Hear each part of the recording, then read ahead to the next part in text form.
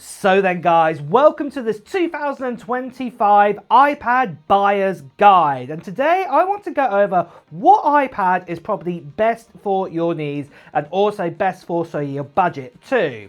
So what I've decided to do is I'm actually going to go through all of these iPads that we have right here, but we're going to start out with the cheapest and go to the most expensive option. So the cheapest iPad out there right now is this one here, and that is the iPad 10th generation. Let's go over the features about this iPad.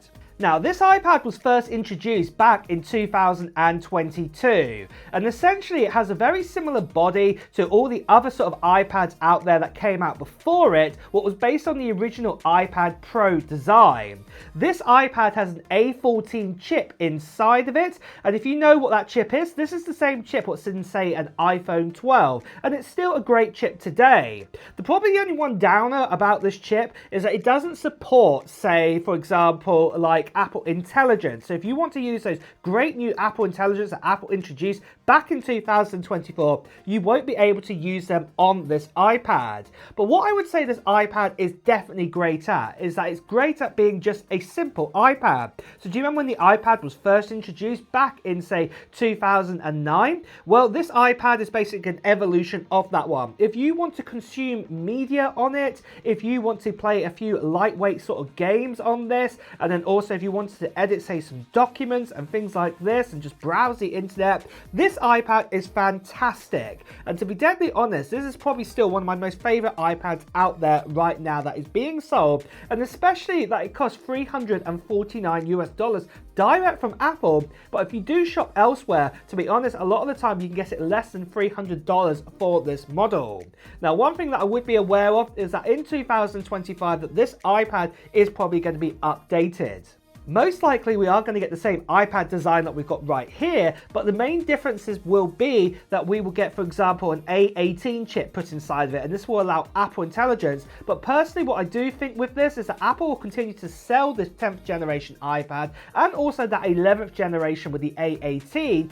But what I would be saying with that is that probably that new one is probably going to cost about $100 more than this one right here. And we'll go back up to the original price what this iPad came out at, what was $449. So just be aware of that. The other things to mention about this iPad is that obviously you can use the Apple Pencil with USB-C if you do like to do that. And also there is the Magic Folio case too, and this allows you to use, say, a trackpad and a keyboard with this iPad, what is really handy. But overall, guys, I would say personally this iPad is for probably majority of people out there. If you had an iPad in the past, and like I said, you were consuming media and doing all those things that I talked about in the past, you know, in this video, then I would be saying that this iPad is probably best for you. But moving on, maybe that iPad may be a little bit too large for you, and that's where this iPad here comes into play. And this here is the iPad Mini. Now, this iPad Mini starts at $499 to buy it. But what makes this iPad Mini special is that it does have an A17 Pro inside of it. Remember the basic iPad has an A14? Well, this is 3 generations ahead and also has the Pro line chipset inside of it. And because of this, we do get all those Apple Intelligent features inside of us, so you can use everything like that. The other feature that I would also say about this iPad, what makes it different to all the others, is that mainly this iPad is used for sort of a portrait sort of way, and that because of that, the camera is actually at the very top of this iPad. So just be aware of that, that it's not on the landscape side. And the other thing to mention is that really there isn't any kind of keyboards out there officially from Apple to use with this, because obviously it's so small. But you know, at the end of the day, it might be quite small, but it still does have a great 8.3-inch display on this, and it is fantastic. It is 60 Hz, but like I said, if you want to get all of the Apple Intelligence sort of features and a smaller version of, say, this other iPad here, the 10th generation, this iPad is definitely worth looking into.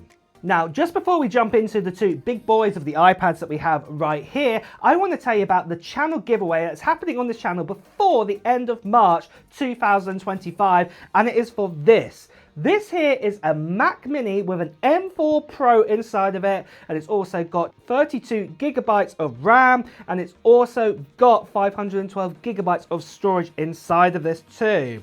And I'm going to be giving this away to one lucky subscriber on this channel very soon, like I said, near the end of March time. And all you have to do to enter into this giveaway right now at this stage is just put down into the comments below of what technology gear that you're hoping to get in 2025. This could be, say, a new Mac Mini, it could be a new iPad, because at the day you're watching this iPad buyer's guide. Maybe it's going to be, say, for example, the Switch 2 or the PS5 or one of those new NVIDIA RTX graphics cards. Well, let me know in the comments below.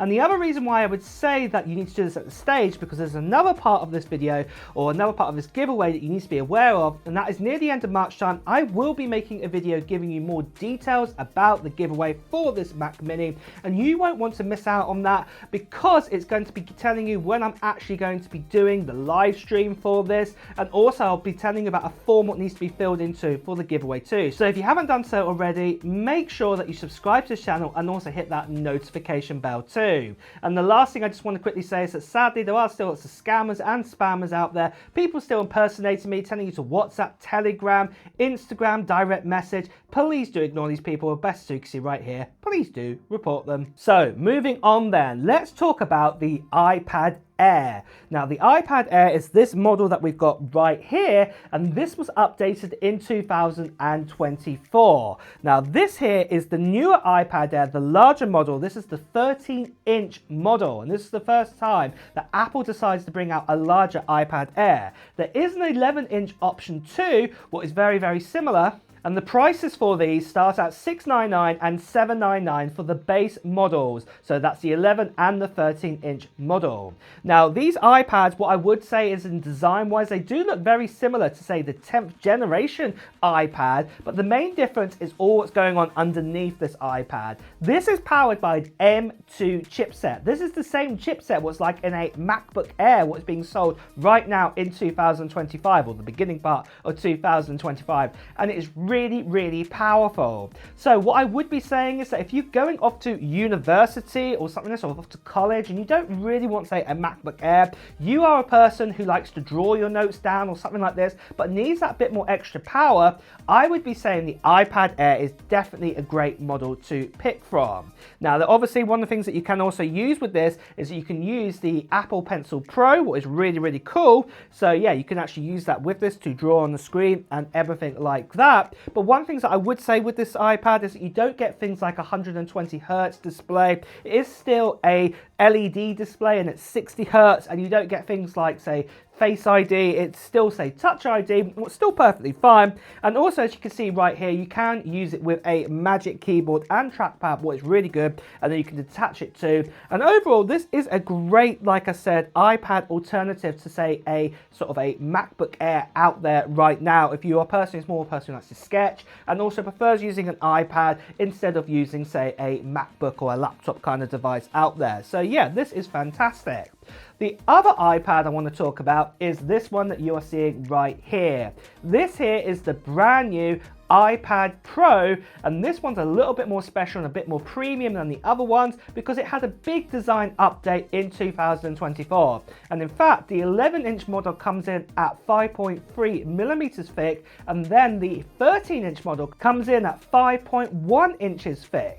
You can pick up the 11-inch model for $999 US, and then you can pick up the 13-inch model for $1,299 US.